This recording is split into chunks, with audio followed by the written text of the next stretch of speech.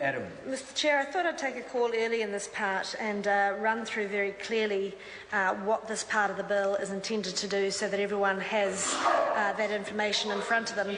And what I want to do, Mr Chair, is to start by addressing the question of the member that I said I would address. She raised a question about telecom seeking exemptions, which relates to Part 2, which we've now, of course, completed, but nonetheless she's asked me while we're talking about Part 3. And as she will know, the restriction on selling resold services was in Clause 39, which has been removed, so that really answers her question in respect of the right to seek exemptions. If they have other exemptions that they wish to seek from their general capabilities, then clearly there is a regime in Part 2 for that. But turning to Part for general... Oh, don't be silly, Mr Mallard, that reflects what's in the current legislation. So in Part 3, Mr Chair, where we're on, Part 3, which is what we're talking about now, what I want to reflect is that this is the part of the bill that is a new regime, and I want to be very clear about that. Currently what we have is a loose partnership arrangement where a number of the network operators, not all, but some of them, have seen the value in working with the intelligence agencies to identify threats.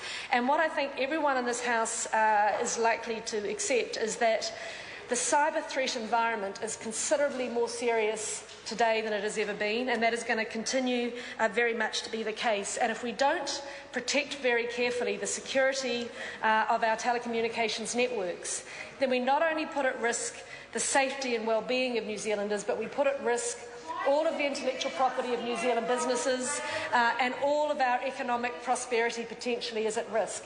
And I think everyone recognises, or at least all sensible people recognise, that if you want to be a country that is a good place to invest and do business, then you have to be able to reassure people that your telecommunications infrastructure is secure. I think everyone would agree with that. And what we know is that increasingly there are attacks by various players who try to get access to the telecommunications networks in New Zealand, and through those networks to gain either commercial or some other ends that suit their agendas. And this part of the bill is about doing what we need to do in that world of increasing threat to ensure that there aren't undisclosed capabilities in our networks to either copy or divert or destroy or disrupt data. These are very real threats, and I think anybody with even a cursory understanding of the current geopolitical or threat situation understands that the cyber threats are real, they are very serious, and they're increasing all the time. That is commonly understood in freely available publications. So what we have at the moment, as I said, is an informal situation where the better network operators choose to go to the intelligence agencies and work with them to identify and address threats. But unfortunately that process has its failings. It is not transparent, it doesn't apply to everyone, not all operators know it even exists, and of course there's no power ultimately to enforce it if it doesn't work. So what the powers in this part of the bill require is for network operators, and let me be very clear, it is only network operators. It isn't service providers, it isn't cloud companies, it isn't software providers, it is only network providers who this part of the bill is subject to. They approach GCSB if they are dealing with an area of critical infrastructure, and we have tightened the definition around where that applies. They identify to the Government Security Bureau what their intentions are. If there is a risk identified, then the network operator themselves decides how they want to fix it. The GCSB doesn't tell them what to do, the GCSB doesn't do anything, it doesn't make them do anything, it doesn't require any particular fix. The network operator is the only one who determines how they want to address that risk. If, however, the GCSB is concerned that there still remains a significant threat to national security, not just a risk, a significant threat to national security, then the only power the GCSB has is to refer that up to the Minister.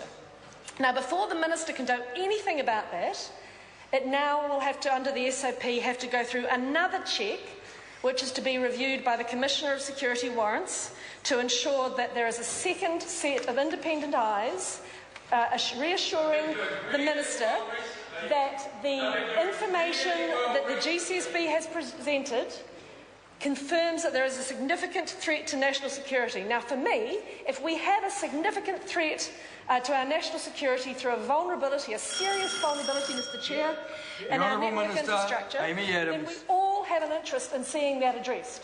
I don't want to be in charge or be in a country where we have absolute vulnerabilities in our network infrastructure. We see them and we can do nothing about them. Now, it was only last year that Australia made some decisions to ban certain players from certain parts of their network, and we had all of this side of the House jumping up and down saying, why isn't the government banning this? Why isn't the government doing that? The reality is there is no framework to do it. So if there is a threat, and they're the first ones to jump up and down if they see one, if there is a threat right now, there is no power for a government in New Zealand to respond to it. None. So what we have done is create a situation where in the most serious cases, and it will be very rare, it can be escalated to the Minister.